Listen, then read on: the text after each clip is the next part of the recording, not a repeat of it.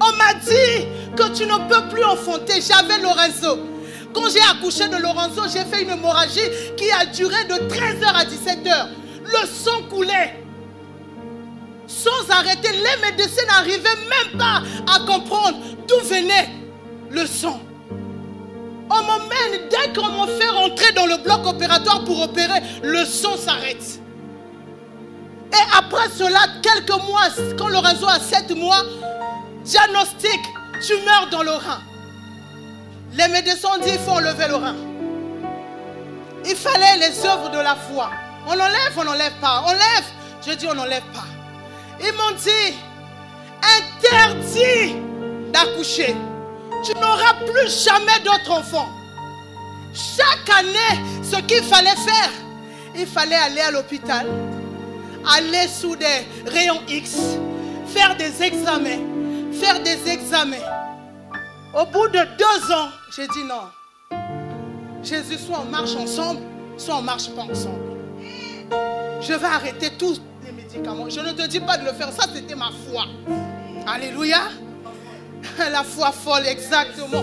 J'ai laissé.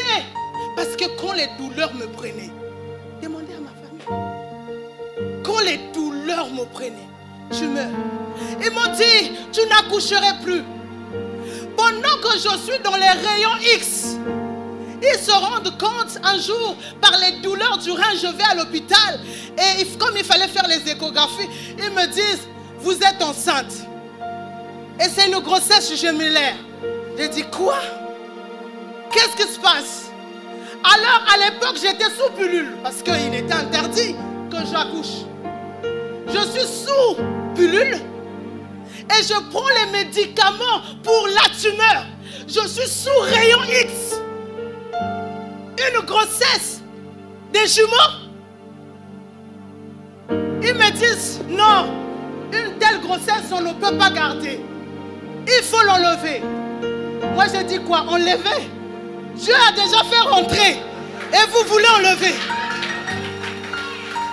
Ils ont ramené des documents, ils m'ont dit signer. J'ai signé. Quand j'ai atteint 5 mois de grossesse, ils m'ont dit, on n'arrive pas à voir le cerveau des enfants. On vous avait dit. On vous avait dit qu'il fallait enlever cette grossesse. Vous savez, quand vous savez que Dieu passe par votre porte, vous avez des agissements que même vous-même, vous ne comprenez pas. Parfois, vous posez des actes, vous-même, vous vous posez la question, mais comment se fait-il que c'est moi qui agis comme ça? Et je leur dis non. Même si dans les cerveaux, il n'y a rien, on va les garder. Madame, ils ont ramené encore les documents signés. J'ai signé. Alléluia. Et quelques temps après, 7 mois, ils ont dit non, madame, avec votre rein, avec ce tumeur et avec cette grossesse, on est obligé d'interrompre la grossesse. Allons-y. On ne sait pas si les enfants vont être bien. Allons-y. Et quand je rentre dans le bloc opératoire, je vois qu'il y avait près de 15 spécialistes. La salle était remplie par les médecins. J'étais là, je les regardais comme ça. Vous voyez les faux sourires des médecins. Alléluia. Des faux sourires, ils étaient là en train de, genre, calme-toi, ça va aller, calme-toi. Soit c'est toi qui passes, soit c'est les enfants qui passent. Après, la première sort, j'entends un bruit. Ils me disent, non, ils ne me montrent même pas l'enfant, juste au loin. C'est une fille. Et le deuxième sort, on me dit rien, on part avec l'enfant. Je dis, quoi? Je suis restée, je suis tranquille, car tu es là. Et j'étais là tranquille. Ils ont fini. Ils se sont rendus compte que la tumeur ne s'est pas explosée. Parce que c'était leur crainte. Ils ont vu le rein était toujours intact. Il n'y a pas eu d'hématome sur le rein. Première victoire. Deuxième victoire, l'hémorragie que j'avais eue lors de la première grossesse, il n'y avait pas d'hémorragie. Bizarre. Troisième victoire, Il consulte les cerveaux des enfants. Les enfants sont normaux.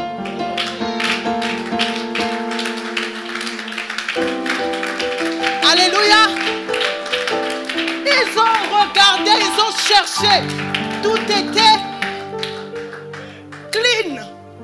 C'est pourquoi j'ai dit Lucie de Jaspe. La première pierre qui a bâti la nouvelle Jérusalem céleste. Michel de Jac, qui est comme le Dieu de Jacques, leur père. Alléluia. Parce que c'était quelque chose d'étonnant. Parce que là où l'homme s'est arrêté, a dit que non, on ne peut plus faire rentrer. En fait, qu'est-ce que j'essaie de dire? Écoute, il arrive à un moment donné, comme tu es un point de contact, ils ont l'habitude de te donner les choses, de te faire rentrer les choses. Mais à un moment donné, l'homme est debout, il n'a plus les choses à te faire rentrer en toi. Il se dit non, là je m'arrête, c'est fini.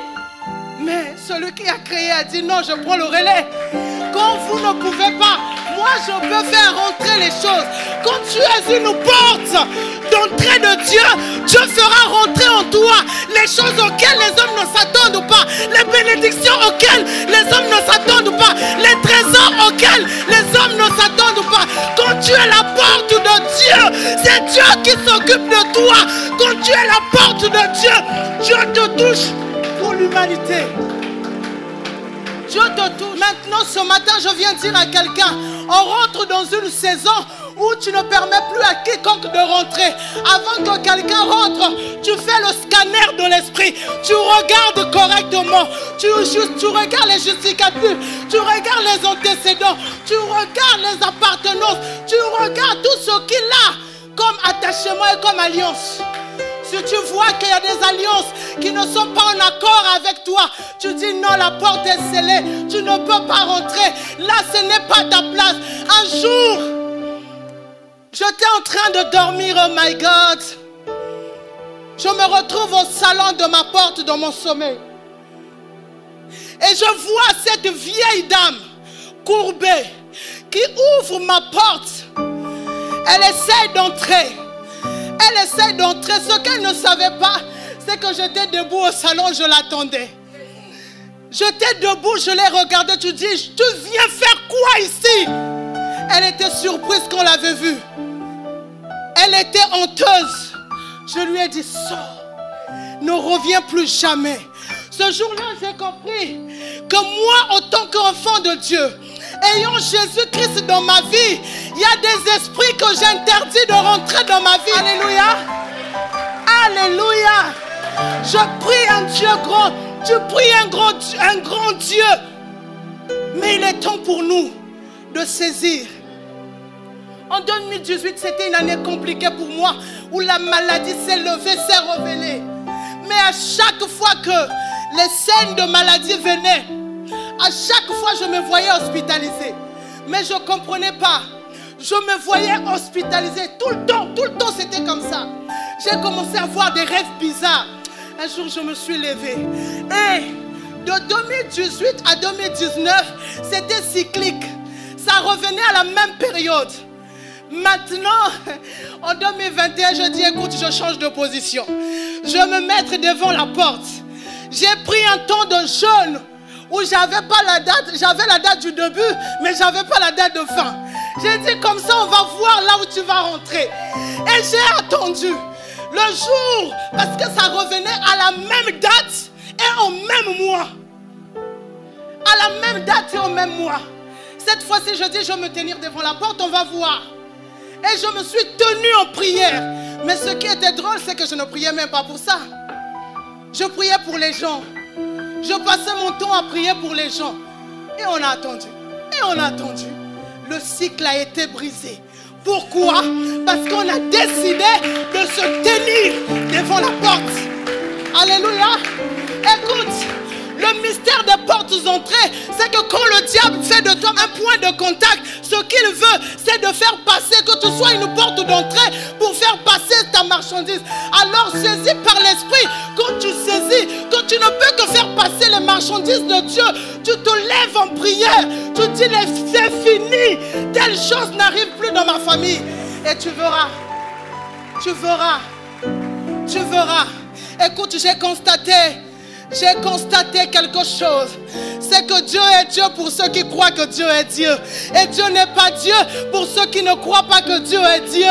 Qu'est-ce que j'essaie de dire? Je dis ceci, bien-aimé. Quand tu augmentes ta foi, quand tu te demeures en prière, tu verras les choses que d'autres ne voient pas. Tu expérimenteras ce que les autres n'expérimentent pas. Alléluia. Tu expérimenteras ce que les autres ne peuvent même pas. Vous savez, aujourd'hui, il y en a ceux qui marchent dans la crainte et il y en a ceux qui marchent dans le désordre. Alléluia. Parce que d'autres ont choisi de faire de Dieu leur Dieu. Et d'autres ont décidé de faire de Dieu leur passe-temps. Ils viennent à l'église comme un passe-temps. Ils viennent à l'église par habitude. Ils viennent à l'église parce qu'ils sont habitués à venir. Quand ceux-là, les autres, ils ont compris que Dieu n'est pas seulement une histoire d'aller le voir le dimanche. Dieu c'est ton histoire. Dieu c'est tout ton devenir. Dieu c'est tout ce que tu as. Alléluia. Alléluia. Et tu vois toi-même qu'il y a la différence. Écoute, ce que j'aime avec Dieu, Dieu n'a jamais dit que tu ne traverseras pas le feu. Il n'a jamais dit ça. Dieu n'a pas signé de contrat avec toi que tu ne souffriras pas. Beaucoup sont venus dans le christianisme croyant qu'ils allaient venir pour se marier.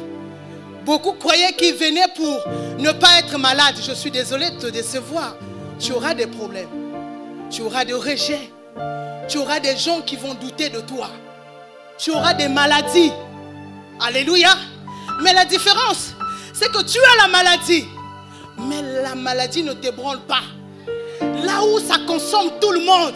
Oh, je prie que là où tu es, tu reçoives la guérison de Dieu dans le nom puissant de Jésus. Que tu reçoives la guérison de Dieu.